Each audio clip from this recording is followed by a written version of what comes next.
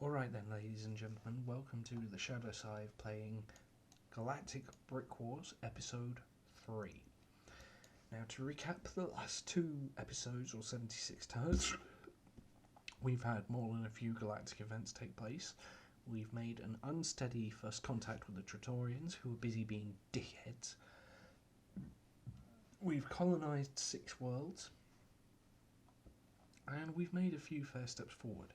But with the Tratorians busy being dickheads, we are going to have to pour resources into our first class of ships. So let's just sort out these last few details, because there are more than a few hurdles that have to be overcome. Fuck a duck. Right. Wormhole ride. Your survey ship is caught in an unknown field and sucked through a hole in space itself. The crew may be annoyed at the unplanned detour, but the fact that they are somehow unharmed after travelling such a vast distance in the blink of an eye should keep morale at an acceptable level. Well, it's the plot of Star Trek Voyager, except without being a pile of dicks. So they are all the way over there. Not near the galactic core, but close enough to be out of range for a while. And there is someone else's sphere of influence. Who the fuck are you?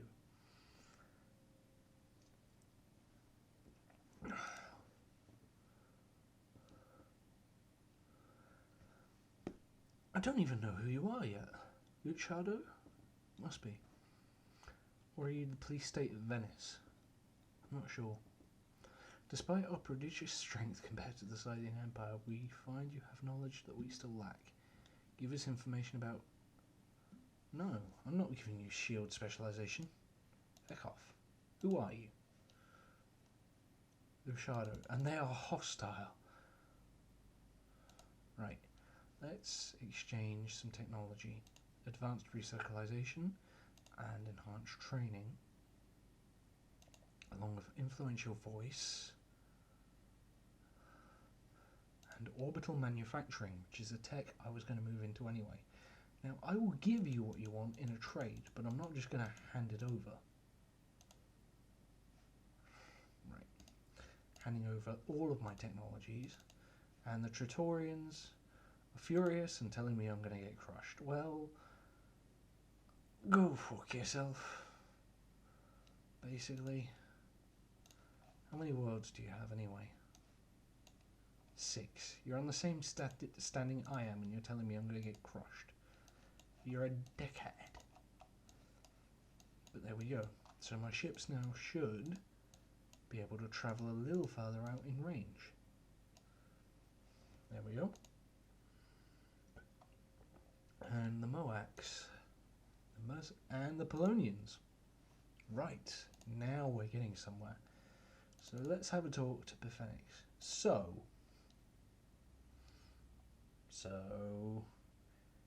give me zero gravity production and production specialization in exchange for some of these. Yay, I can build frigate class vessels. And Polonia. Hi Dura. It's good to see the Scythians walking upright. Well, that's what I thought. Shall we go for Ion Drive, because I was researching that anyway, and Interstellar Governance, and Planetary Invasion, in exchange for this lot, and a bit of cash, which you then decided to lower quite considerably.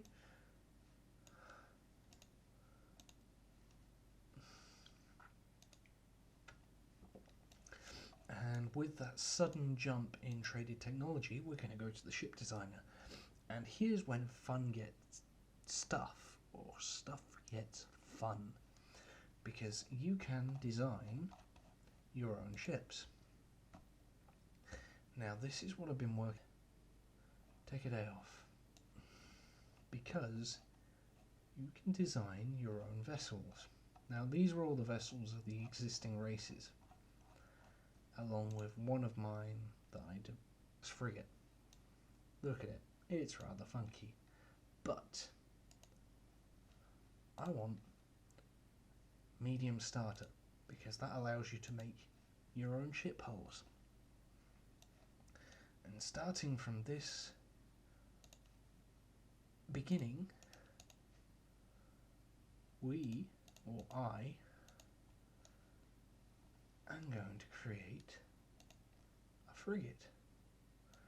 So let's start off by moving this across, so the little block that the ship started from is hidden.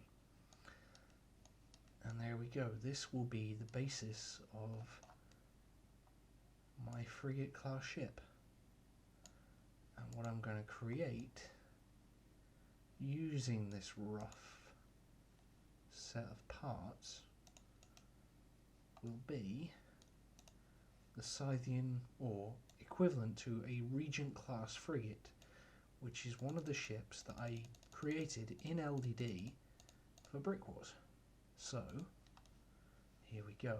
This will be the core body of the ship, and this is going to become the arm that will be kind of the bridge and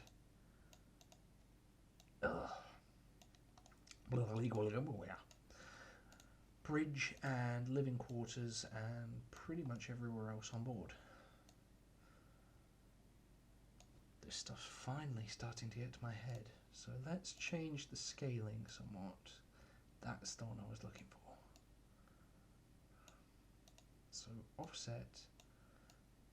Oh, I'm starting to suffer with brain fluff, which for lack of a better term is, does anybody else know that point where you start to drink enough where your brain starts looking for words but then failing to find them, so you just end up with gibberish and you end up sounding slightly like Zoidberg? Yeah, I'm there. Don't tell anyone though. So we've got that kind of arm going. Now stretch it out a bit and offset it a bit more, and there we go.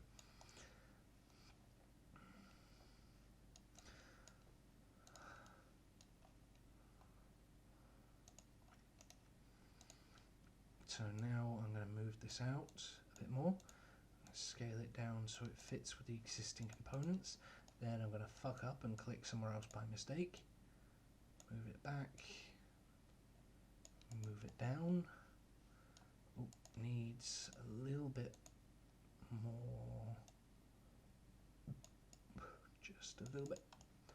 Right, there we go. Right, so at the moment this is incredibly basic. Now we're not going to use Iconian ship parts because they're more biological looking than I'd like, but this yaw model, for some reason I'm using a lot of the yaw parts in this, should be what I'm looking for. If I offset it enough to be the back of the vessel, yep, that looks right.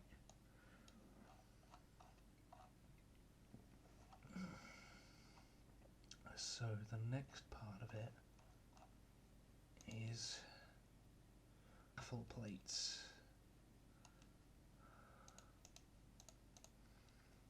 And move that a little bit forward. And what I'm going to do for this one is mirror it. I'm going to turn off proportional scaling, make it a little bit thicker, but then pull it in a little bit. And that should do the job. And it's pretty much the basic shape is there already. So what I'm going to do now is equip it with hyperdrives and scale them up, and then move the offsets so they're close enough to the middle. And then I'm going to scale them horizontally. Yep, nice big engines out the back. Looking good.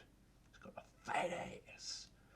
I'm not going to bother with thrusters because for a ship like the Regent, I don't necessarily want it to be fast. I just want it to have some oomph. And then I'm going to equip it with a laser cannon. I'm going going to scale it up, but then I'm going to stretch it. Now I'm going to rotate it on its axis to make it fit the hull to be more in line with my original LDD design. And then I'm going to move the offset to one be a little bit further forward, then be a little bit further down, then be more in line with the hull of the ship itself. And that primary laser cannon will be the ship's big pew pew.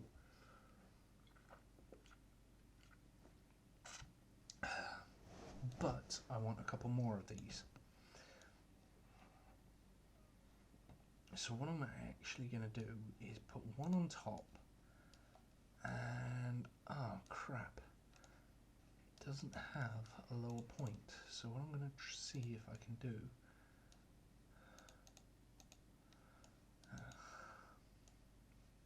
right, that's not going to work the way I wanted it to, so let's get rid of that. One there and one there as sub turrets. So even though this one is larger, it won't affect the combat capacity of it at all, but it will just look more like the ship I want it to look like. And then we're going to get on with giving it some hull plating. So that will go roughly here,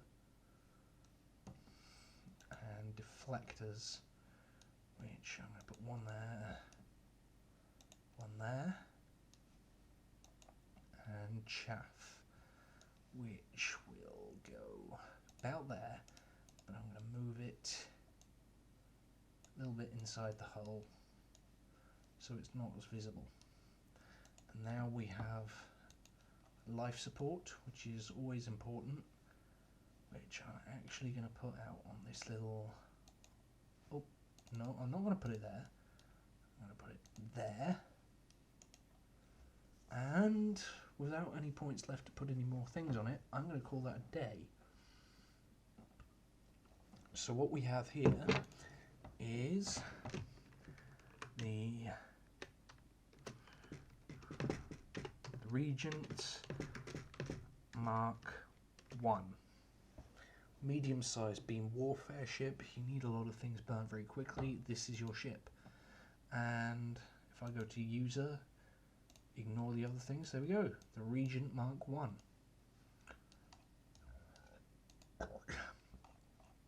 So what I'm actually going to do over here is cancel this production of constructors, and I'm going to start chunking out Regents to fuck Colette off.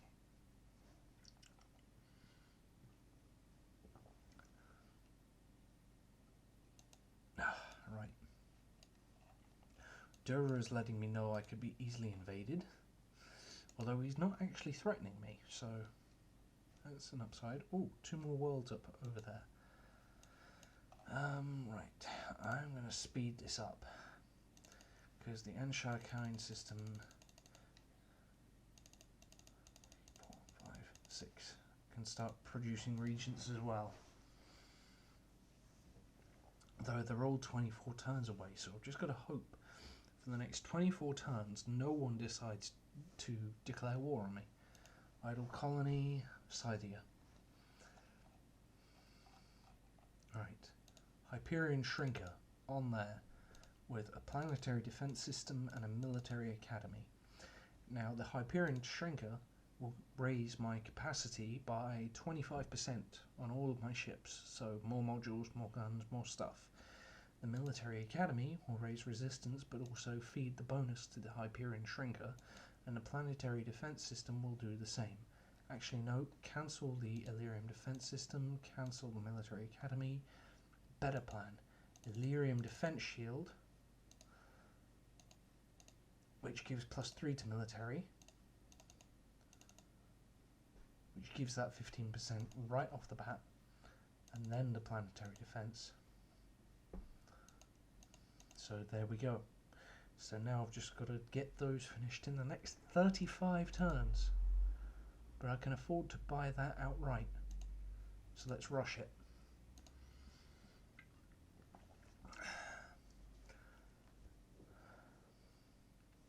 Nothing's researching. Idle ship. Which will be the Intrepid. You keep moving. Research. Now we go back over to engineering. We need +10 capacity storage maximization, because although I brought the technology, I didn't specialize it. So I'm going to fill out the gaps I've missed with more specialization technologies. A trade offer. He wants Durantium for thulium. No. I want beam weapons in exchange for that. If you can give me any credits, I want them, which will give me a step up as time goes on in terms of weapon technology.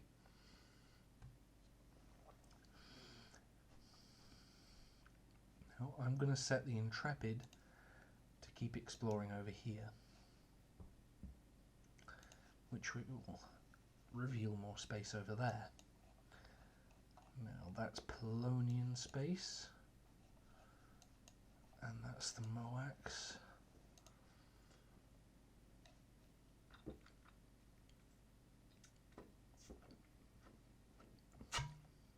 And that's another beer down the hatch.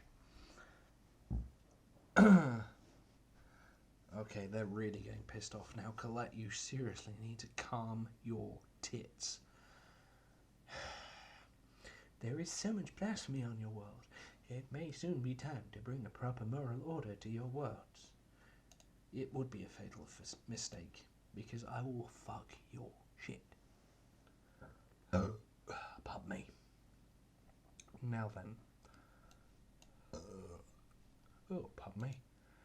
I get the feeling the first 3 episodes of this series will just be watching me progressively drink more and more and then start burping. Moax find themselves in dire times, Lord Herser. Would you consider the gift of planetary invasion to help us face these challenges? No. Just no. 3 really nice colonizable worlds right on the Polonian doorstep. So far away from me, I can't reach them. Right. And now, high capacity hulls is the zero gravity optimization.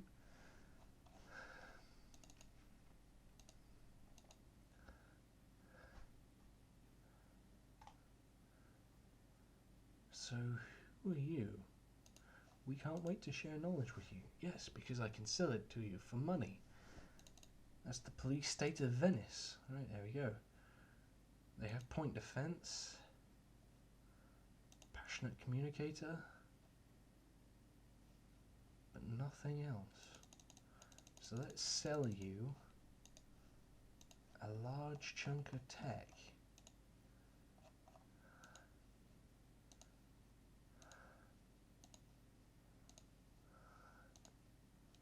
Right, that's fair. Right, there we go.